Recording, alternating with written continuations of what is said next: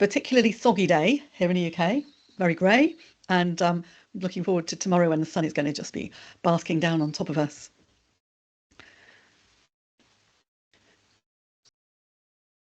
Thanks very much for checking in, everybody. If you just want to put in the chat whereabouts you are, we've got a mix of people here from higher education and from the private sector joining us today, and a few people are hoping to get the link so they can watch it on catch up. It's always a tricky time, isn't it, choosing to have a lunchtime webinar.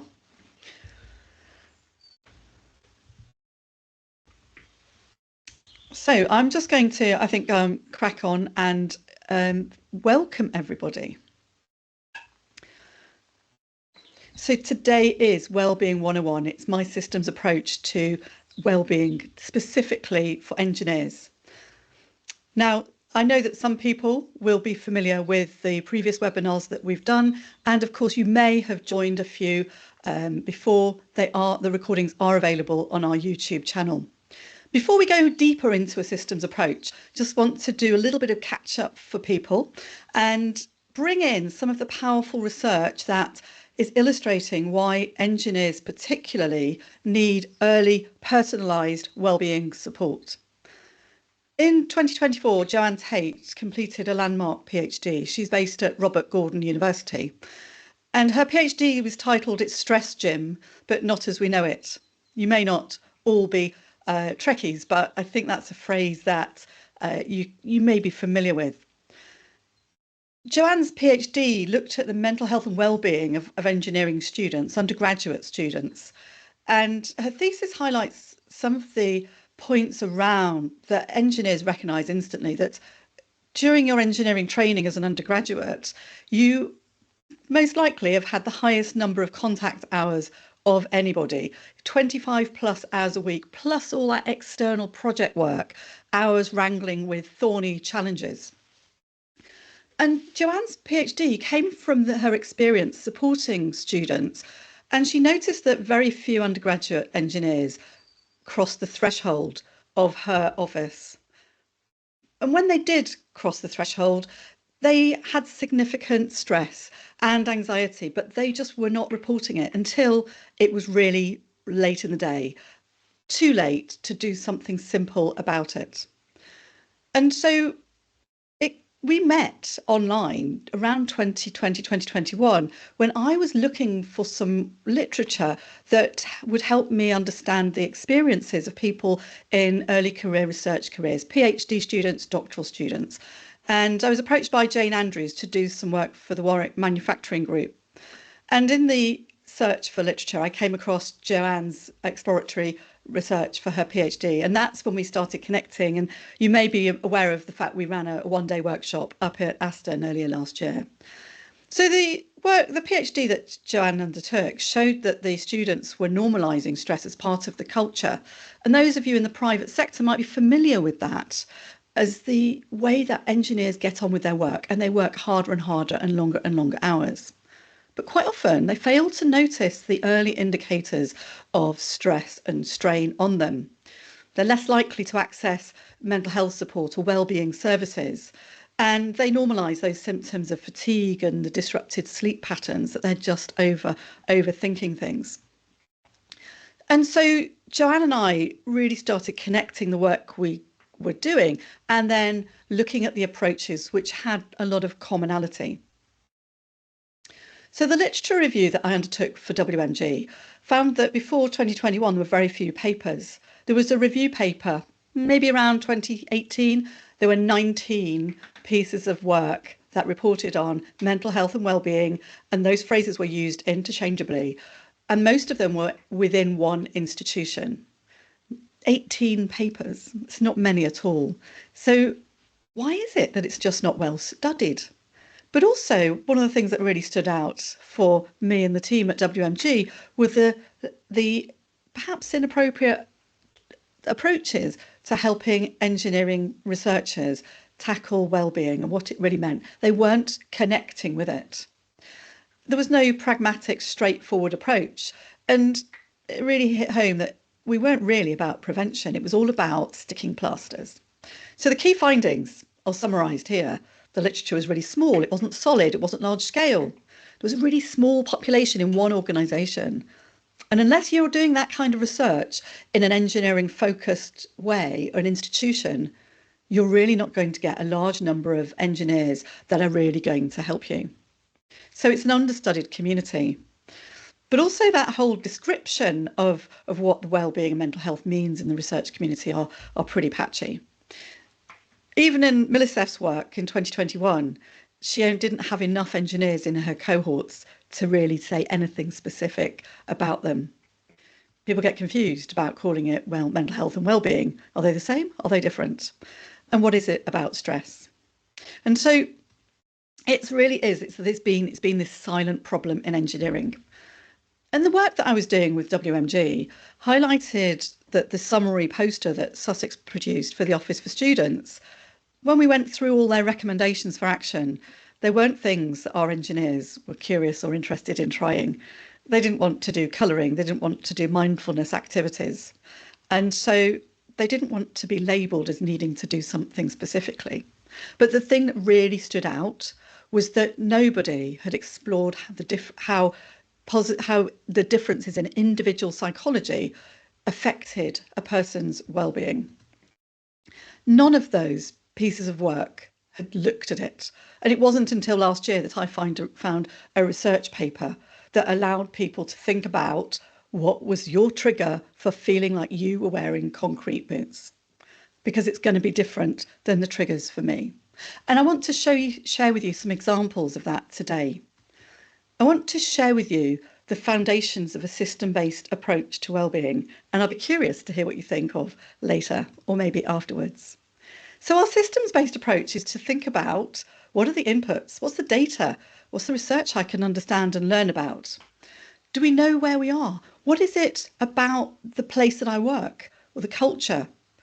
What are my inputs in terms of sleep, nutrition, movement? What are my requirements in having space? Do I feel valued? Do I get the right kind of, not just feedback, but appreciation? What is the information that I'm getting that I can use to help me understand where I am and where I could be going? And that lack of clarity about those inputs can change and vary. And again, sometimes somebody says something to us, but that arc of distortion, we're hearing it completely different. Suggest to someone or invite someone, I'd like to have a chat with you. How does that land? Immediate panic, stress, anxiety, because I've done something wrong and I don't know what. At the heart of this is the internal process of who we are. How do we think? How do we feel? How do we get things done? What are the things that derail me? So hopefully I've got some nice examples to give you this afternoon. And then ultimately, what is the outputs? What's your performance like? Can you connect what you're delivering and the impact it's having on you and on other people? And have you even thought about your feedback loop? What are your personal KPIs? What are the things that work for you? What are your metrics about monitoring your sense of well-being today? So I'm just going to give you a couple of things to put into to download some links. So as I mentioned earlier, Edie's not with me today. I'm doing it on my own. So the Wellbeing 3 Tips paper that we did, but also I will send to everybody afterwards the links of the previous 2 webinars that we've looked at on wellbeing. So this is that kind of systems approach. What are the inputs coming in? How do they affect me? What is my internal process and system? And what is that output? And can I create my own metric system? So this is a systems approach for engineers, understanding your well-being as part of who you are. And thinking about it in that, just as in that previous diagram, what are the failure modes? When do things stop working so well? And how can we make that as an analogy that sort of works in the sort of system in which we're training and educating engineers? Because again, as I said at the beginning, we shouldn't be thinking about our well-being when it's not good, when we're not sleeping well. We need to be able to attenuate it as we're going through life so that we're prepared, we understand what it is we need to do. I've got a few examples to share today, so I'm holding hard on to not sort of too many stories. So those internal drivers and overload, you can become overloaded, different for different people. It might be that your strengths, depending on what they are, might be ones that don't need any attention. You like to get on with the things that you've agreed with somebody. You don't want to be micromanaged. What's your sense of mastery about what you're doing? What is your purpose? What is your purpose as you, not in terms of the role that you're in? And what clarity do you have about the goals that you have and the goals that your boss thinks you have? And getting those feedback loops sorted out for you. So I want to give you an example. It kind of brings things to life, I find. And this is about a guy called John, who was a propulsion systems engineer. He was really into consistency. He liked rhythm, routine in his life. If a plan was agreed, he stuck to it. If a process worked, what was the point in changing it? Let's keep it running in the same way. Which is fine until he worked with someone like me, who was always interested in, can we make it better? Can we change it? Sometimes I'd be like that because I want to change it just to see. And so if he was working alongside me, we would become a little frustrated with each other. John's John's desk was really smart, immaculate. And he understood everything about his work. He loved his work. It was a systems approach. He was very, very organised and structured. And he had great pride in that tidiness, that routine that he had established because it worked. Why change it? But he didn't have a dashboard for himself. And he had, when I got to know him, I discovered he got this Clifton Strength characteristic achiever. And so he did his things the way he did it, and he worked harder and harder and harder. And you can guess what started happening for John. He started getting a little bit tired, a little bit overwrought, and his need for autonomy to keep things moving forwards was really, really good until he started getting really fatigued and exhausted. And his colleagues in his meetings used to notice that he was less collaborative, less John. And there were a lot of things going on inside him as he was trying to wrangle what needed to change or what someone else had done that meant he had to change. And it was really, really causing him quite a lot of stress.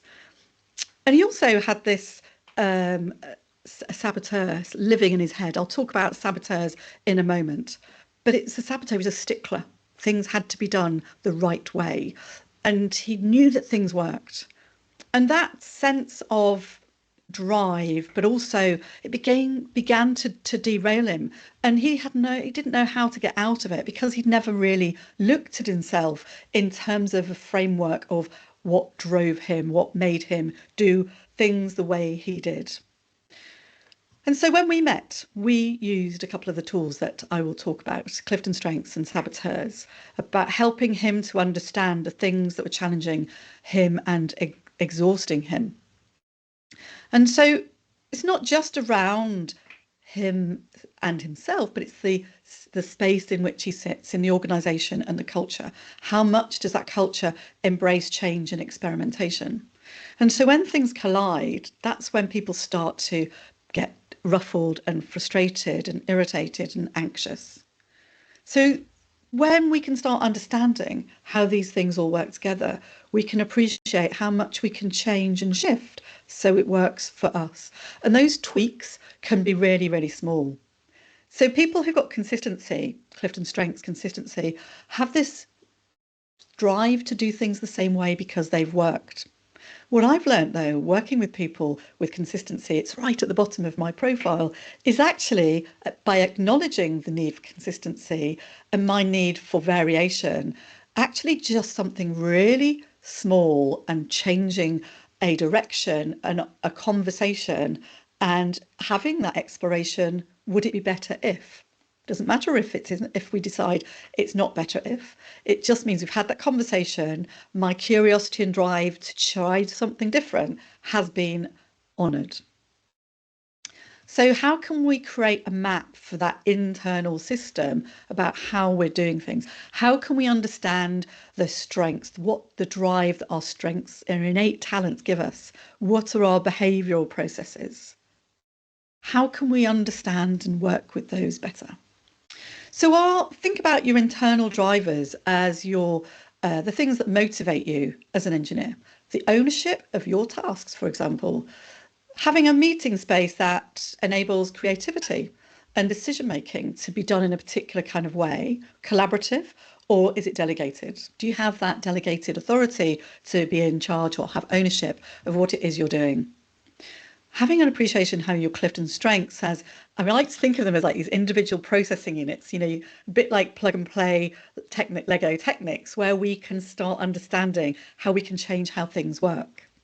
But knowing what's important to you and understanding and having that language for it means you can really transform and shift the conversation. So then we can dive more deeply into the kind of behavioral process and outcomes. What makes me anxious won't make you anxious. The things that make me anxious are that I might not be doing as good a job as I could because I'm caught in the routine I've been told to do, or I've got a micromanager. The things that make other people anxious might be that a manager that's always changing things, always experimenting. And so the important thing is to have that level of communication where we can talk around what I need to be my best and what you need to be your best.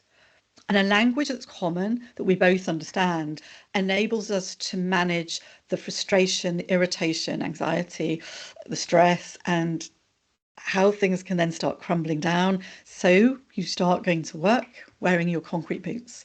You're demotivated, you're exhausted, you're tired. When are we giving engineers that analytical framework to help them understand how they work? What is their user manual? When we're teaching critical thinking to undergraduates or PhD students or apprentices, are we inviting them to think about themselves in a critical way? It's about time we started doing it. This is just another tool for the engineer's toolkit. Understanding your drivers, your strengths, your derailers, and having the measure that works for you enables us to think about the failures, the kind of when is it not going to, what's going to make me feel frustrated today? If we can anticipate it, we can wonder about how it can be made better. If we don't like eating tart fruit, we know we can put a bit of sugar on it, add a bit of ginger, change the flavouring a little bit. We know that it's going to work for us if we can deliver it, or we know it's short term, we can suck it up. But it's around giving us the tools to help us know when we're surviving and shifting up that ladder so that we're thriving. It's ultimately about becoming resilient, about enabling us to manage the changes and transitions of stress that we're going through. And that's, for me, Clifton Strengths gives me the individual processing unit for my internal architecture. It helps me help other people to see what their internal architecture is like. Harmony, as a Clifton Strengths, doesn't like conflict. Some people I know with Harmony really do quite like pushing people to make the decision to get rid of that grit in the machine of people who aren't quite getting along. Other people with Harmony, as soon as they detect disharmony, they quietly just slide out and walk away. Strategic, as a Clifton Strength, sees patterns and routes to a destination. But also we don't see blockers. We see that we just need to be creative and navigate around what the blocker is. And input wants to share information they've got so much information and amazing stuff. They just want to be able to pass it on. But if you don't have a language to talk about those drivers, those innate talents, you can't do anything with it. So there's nothing that I'd like better than really being able to help people dive into all of the nuance of what this is and help them to anticipate those moments when they're going to be falling down on their well-being. One of the things that really got me into exploring well-being and understanding more about how it works for engineers was in 2020, Gallup did a rerun of their Wellbeing at Work book from 2012, and they produced Wellbeing at Work in 2020. Great timing, great marketing opportunity, of course. And I read this in a book group with 20 other Clifton Strengths coaches, and we dived into it really, really deeply, forensic analysis, every chapter. We looked at the research that's collated at the back. But the value, I think, for many people who use Clifton Strengths is the pages for each of the 34 Clifton Strengths which uses the Gallup model of the 5 pillars of well-being: the financial, the physical, the social, the community, and the career well-being pillars that were shown to be the most important for any one individual. And that's something that we've broken down into this huge, great spreadsheet. And we've got a summary of what is well-being for each 34 Clifton strengths across each of those 5 pillars. What is a great coaching question to ask somebody about the well-being for each of those pillars? And what action can you take? Because Clifton Strengths, as you know, is about action. It's not about just sitting there, having a report, leaving it in your desk. And if it is, we need to talk. I need to change your mind. So I've got time for another story. But so Stefan is a mechanical engineer that I crossed paths with, who was a brilliant, technically minded individual. I was really good at it. And on the surface, everything was fine. But when I first met him, he said he was feeling quite stressed, in fact, overstressed all the time, and he had not got a clue why. And so what we started to appreciate, that it wasn't really about the actual workload, it was the sense of autonomy that he had within the space that he was working. And it was the systems and processes around him as much as anything. And the manager that had moved into his space was very directive, and Stefan wasn't allowed to take control and ownership of doing things in the way that he knew was the right way to do it. He could take the goals and targets that had been set, and he was able to work out the best way to do it. But that wasn't what his new line manager wanted. So he had Relator, actually, and so he was really great. He got a good connection of deep relationships with people that he'd built up over years within his section. So really strong, deep, trusted relationships. But as he was getting more and more stressed by lacking autonomy in his role, he started to kind of just slink away a little bit and retract into himself, became very silent. And it was brilliant that his micromanaging team lead actually said, go and get some coaching sessions, try and understand what it is that is making you feel like this. And of course the answer, which is really amazing, wasn't it, from his line manager. But he also had this hyperachiever saboteur at work, where he was just giving himself so much stress by not having to work harder and harder and harder. And of course that was the lower engagement and tension, and that withdrawal meant that he wasn't communicating properly. So we just wanted to share a story about how he went from being really organised and a real mover and shaker within his team, that he suddenly gradually shrank backwards and didn't know. And it was just fortuitous that his line manager had seen something around well-being and strengths. I think he might have come across the book and thought, maybe that will help him understand what it is for him. So the kinds of things that we do here at Catalytic, the kind of pathways that we have that can help you to understand how you can access this kind of thinking and these tools is very, really straightforward. We do Clifton Strengths workshops, and to understand and do our Resilience Navigator program really need a day and a half, because people need to understand their strengths, and then they need to be able to start working on their Resilience Navigator worksheets. And it's a sort of way of doing it in groups of people, so people start learning about each other and how they can support other people. You can always do that as well as a train the trainer workshop. We also offer personalised one-to-one coaching and small mini group coaching sessions. And there's nothing more fun than doing a lunch and learn to introduce people to the framework that's in the Wellbeing at Work book. But wellbeing, of course, is a continuous support system. It needs people to check in with themselves. I know when I was wearing my concrete boots in one of my early jobs in manufacturing, and I was often late, one of the last to go, because I was supporting our sales team in West Coast of America. And I had the backside of my blotter was my thinking space for drawing triangles of what was frustrating me, what was I loving, because I loved my job, but a couple of things weren't working well. So I was able to dial into that as a sort of kind of an analytical thinker, but not everybody is. So giving people this as a tool and an awareness that is something that you don't just have to let happen to you, that you need to be able to thinking about it in advance, is really important. If you haven't got any questions and you want to pop them into the chat, then I will aim to look at them and pull them into my narrative as I go forwards.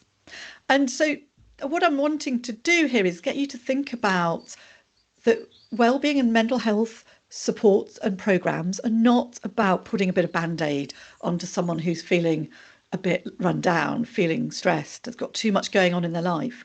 It's around giving people the toolkit, the framework, the language to know what works for them and to know when they need to go and get some support.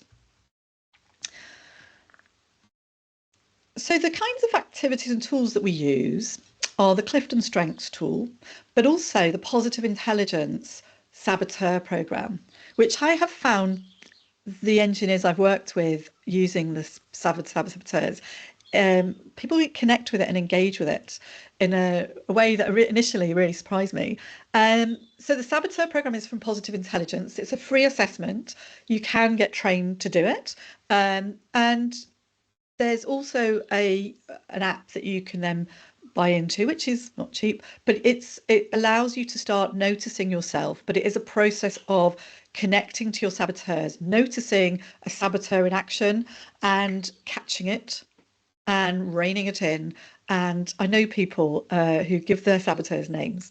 I joke not. But one of the reasons I think that people in the research, engineering, technology community connect with both of these tools is they are research based. They are not fluffy. They're based around interviews with, in Gallup's terms, is 2 million people over 40 years. And so it's real phrases that have been distilled into this tool from real people, not just corporate America, but people globally. So for me, both of these things together, and within the saboteur framework, you have your 10 saboteurs, but you also have your sage powers that you can activate. So think of these as the internal operating system. So think of your strengths as a behavioural algorithm. So it's about helping you understand your approach to problem solving and about collaboration. Who could you collaborate with really easily? Who could or should you collaborate with for better connectivity, better energizing, but might be initially quite challenging? And potentially cause conflict. And I can then refer you to my Clifton Strengths and Conflict white paper that is available on the website as a download. So think about strengths as that kind of operating system. Think about strengths within your work as the tool that you have to do your work, how you go about doing it. Focus likes to have space to just do one thing. So if you have focus high, being aware of that is about knowing that being in a frontline role is going to probably stress you. If you're working in customer services, focus would be great to help you be able to sort one customer's problems out, but you've got focus high and you've got 15 customers coming at you. You've got focus high and you're on production and trying to troubleshoot 3 different things at a time. You're going to get stressed. You need time and space to do one thing at a time, or be able to segment what it is you're working on. And having that language is really powerful. Knowing that you have deliberative, that you anticipate risk, is really powerful on one hand, but equally could make you quite slow to respond to something on the other hand. So knowing where you fit within an organisation and the role, knowing how you go about doing it, can affect and enhance your work quality and your efficiency. But of course, as we get stressed and we get anxious, some of our strengths may overactivate. And typically we go drawn closer to our higher strengths and predominantly use those, the higher stressed we get. But knowing that means that we can breathe and calm that blood flow down to our amygdala and access the logic part of our brain. Know that we need to dig into strengths that are deeper to help us solve whatever particular problem or challenge it is. So using our strengths as a lens to help us both understand and calibrate where we are and how we're responding is going to help you to have a more self-aware, self-critical approach to anticipating when you're going to have a challenging day and what you need to do about it. People who've got lots of thinking themes should know they need that space to go for a walk at lunchtime. They need to be able to go and just sit quietly and let their brains relax and chill. People who've got lots of blue themes, they'll relax by having time out with a talk, just chat, being with other people. Knowing where you are is really important. Knowing what works for you is what will make a difference. So take, for example, this is a kind of little story about a project engineer from the railway sector who had high achiever. High achievers are people who are goal-driven. They don't need praise because they know they've achieved it because they set out to achieve it. They rarely choose the simplest or easiest option. They like challenge. So don't give them things that are too easy. And rather than saying they did a great job delivering that piece of work, acknowledge and notice how hard they worked on something, their dedication, their commitment to the organisation. And this railway engineer was an exceptionally hard worker, hugely productive, but she didn't know when to slow it down. But knowing when you're feeling stressed, knowing what your anxiety alarm bells are, knowing that that sense of urgency and drive starts to make you stay later and later and later. And the things that we found for her to try and focus on was to enjoy the journey, to smell the roses, as we said. And it was around giving those spaces to do activities. And she said to me, after Christmas, she said the thing that she'd noticed was she was doing a jigsaw with her grandfather. And she noticed when she was doing the jigsaw, she wasn't thinking about anything. And of course, that's a great place to let the stress, let the blood flow to the amygdala calm down and allows you to get a bigger sense of equilibrium. So knowing when your strengths are getting stretched, knowing that your achiever is driving you to have a huge work ethic and to deliver, to always deliver, to operate 120%, but actually 80% quite often will get it done.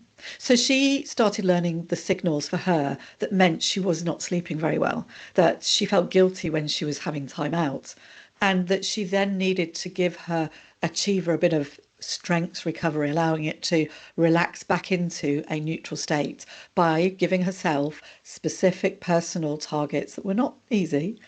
I think she went off learning to climb actually, but doing those things that gave her space to get stuff done that she'd set out to do. So what is it that interferes with our internal system and how can we generate that reset mechanism?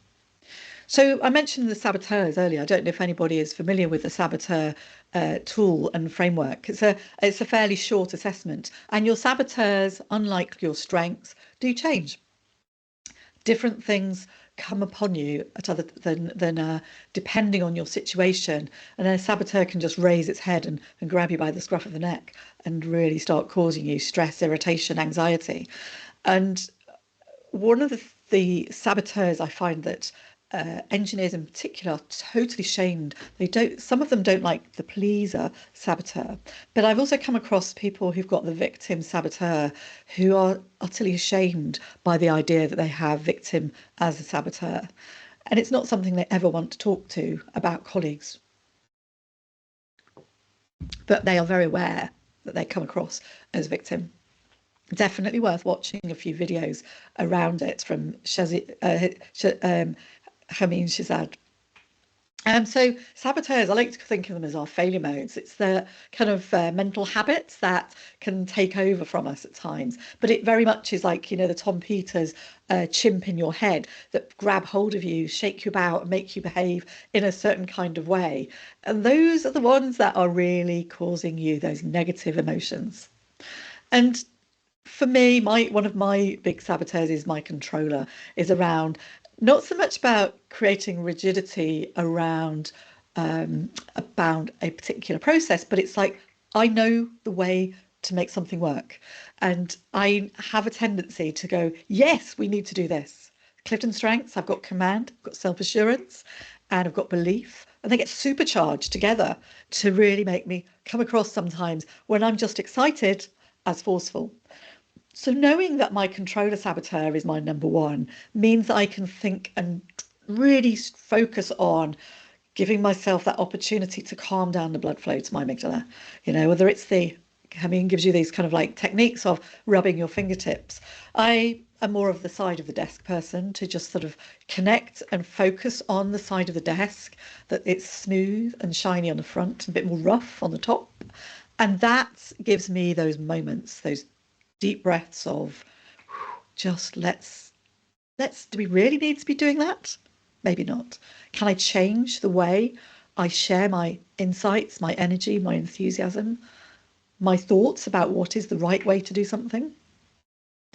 So being able to grab those saboteurs means we can really stop them from derailing us.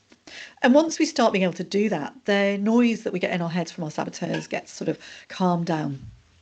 And it gives us a way to sort of take ownership and monitor our internal system.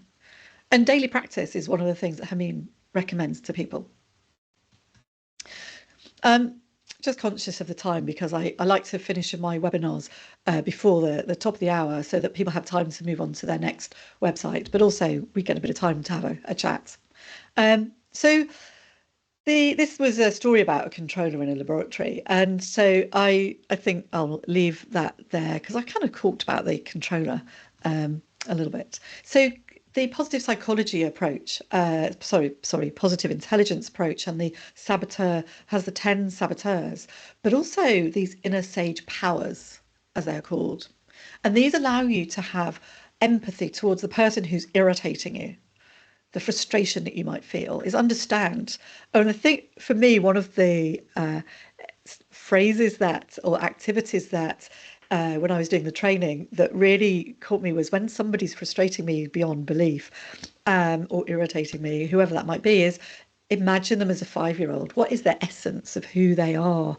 It is a really simple but amazingly powerful way to shift your own demeanor, because we can't control anybody else, can we? We can only control ourselves and how we interact and behave.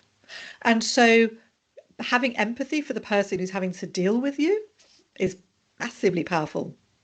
But if until someone suggests that to you, I don't know about you, but in a million years, I would never have thought about it. Having curiosity, using humble inquiry to ask before you speak, to check in with somebody, to encourage creativity and innovation. How else could we do that? Invite other people to join you in that creative, innovative space. To not give up, be persistent, but also to do something. So this led us to develop and design the Wellbeing Navigator. So, we've done what are the inputs, the environment, the inputs of our colleagues, the space we work, the actual work and space and the job that we're doing. We've looked at the inner person, both the strengths and the saboteurs and the sage powers. But what is it about managing and about monitoring, having our personal dashboard for checking where we are? So I call this a strengthsometer. I should edit it really, shouldn't I? Rather than empty and full, but it's the same kind of principle. Are we running at 25% energized all the time? That's not a good place to be. Are we running at 75%? Fantastic. Is it 50? I'm not happy with that myself. You may be. Are we at 100? Well, I don't know about you, but running at 100% all the time can be quite exhausting in itself. So what are the well-being indicators for people? Recognizing your emotional, your behavioral, your cognitive signals, recognizing that your mind is racing and never resting because you've not given it space. People who are big thinkers need time and space. Allows you to monitor your own system, its stability, and manage it so it stays in a point of being able to be ready. So mapping your strengths and your triggers. What are the things that work? What are the things that don't? How can you, what happens for you when you let your strengths get into overdrive? Can you do that for a short period of time, a long period of time? Do you never seem to get depleted? Well, maybe you don't get depleted because you have an innate way, actually, of being able to recognise that for yourself. And then what are your reset mechanisms? So the reset mechanisms for some people are who've got relationship, I mentioned this earlier, are about having time to just connect and be with other people and just talk and explore. People who've got strengths, like activator perhaps, are people who need motion and movement. People who are very output or focused. People who are neurodiverse in one way or another. Similar characteristics, need to keep moving.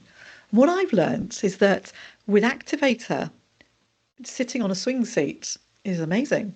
It's like somebody pulls your brain out and you don't think you don't have to be doing because you're moving.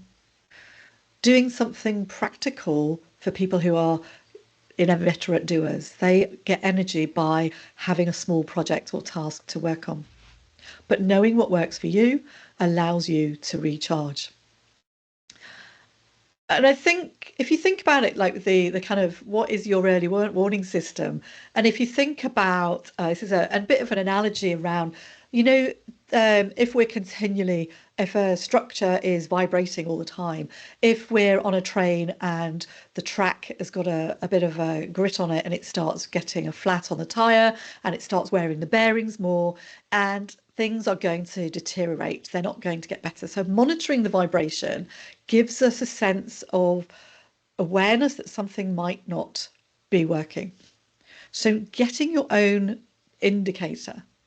So this is so this what is your early warning indicator? So this I was coaching this guy who's a structural engineer, and his indicator was irritation, and he would become really quite sharp, shouting out at people. He wouldn't listen. He'd anticipate what somebody was going to say and realize that his impending burnout point was to start getting a bit just irritable with people, and that he needed to sort of take a moment and understand what was going on in that moment, in that situation.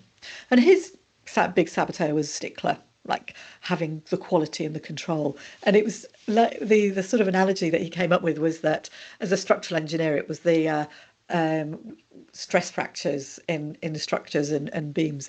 And so we added this into his Wellbeing Navigator plan. And so with the Resilience Navigator, it's a worksheet that looks at the things that you bring, the things that you need. But we look as well at when were you at your best? What are the things that you do that make you energized? And there can be different things at different points in your life, but it help people to make that connection with a memory can trigger a chemical reaction in your body. So you'll see in the middle of the page that's got action 1, action 2 on it, there are 5 batteries. So you have the 5 pillars of well-being from the Gallup research from their book, Wellbeing at Work, that I waved at you earlier. And so the batteries cover those 5 pillars. So we get people to, if it was a lunch and learn session, for example, would be colour in how charged your physical well-being battery is. Colour in how your social batteries are. And I then ask people to think about and talk to people with which is their lowest charge battery, which is the highest charge battery. Can they unpick why? And then we look at how can we boost our lowest charge battery so we get an instant kind of feel good. And we put our top 5 strengths. People who've done their full profile can use their top 10 or their top 15 and really draw on them just as a thought experiment. But immediately what we have done here is we have taken I'm not feeling too brilliant about myself. I'm exhausted. I'm stressed. I'm not happy. We've taken it and we've drilled it into 5 different segments across those 5 pillars. And we're looking, are we surviving? Are we striving? Are we thriving?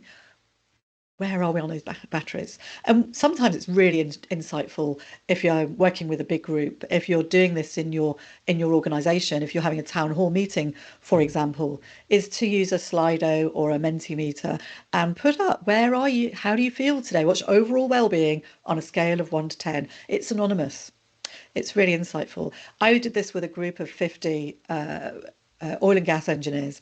and I was using it just to inform how I was going to shape my session. And they 3 people were under 5. And before I could even draw breath, one of the guys on my right jumped up and he said, "I've just noticed up here on the Slido, I've noticed that there are these people with this score and there are 3 people under 5. Can the mental health first aiders please stand up? Can you please make sure that you get to know and talk to each other at some point?" It was a big 5-day retreat, and he made purposeful comment about that they needed to talk to people. And so we use our Clifton strengths to target how we are going to address physical well-being, for example. It's a very popular one. And the ideas that I can give or people can come up with for themselves or their colleagues about how they can address their particular well-being through that mode. So as anybody who uses Clifton Strengths knows, it's an action-oriented tool. It's not to sit in your drawer. It gives you that way and understanding what it is you need to do to be your best. And it's really as well about integrating your learning into a daily practice. It's about helping you understand your blueprint for your own well-being. It's about defining your needs and your triggers, whether it's an unmet Clifton strength or it's a saboteur that is running riot inside your head. It's about having your own actionable reset strategies that are really practical. They're not difficult. They're super easy. And because we relate them to your strengths, they immediately give you a bit of a power up boost. And it's for use at points where, there's a workload spike. We've got to get through it. But as soon as it's done, I'm going to do X. And it's about making sure that this thinking is embedded into education and training, but it's also embedded within work and leadership, workload planning, project reflection moments, what worked well. But also, ultimately, it's about sustaining the leadership performance. It's about productivity, and it's about helping people be happy and have a great day at work. If you're enjoying the kinds of things we share, do please sign up for our newsletter. And if you're interested in more about our wellbeing workshop, there are 2 QR codes for you. I will put those into the link, but also in my email signature is an opportunity for you to connect and book a one-to-one call.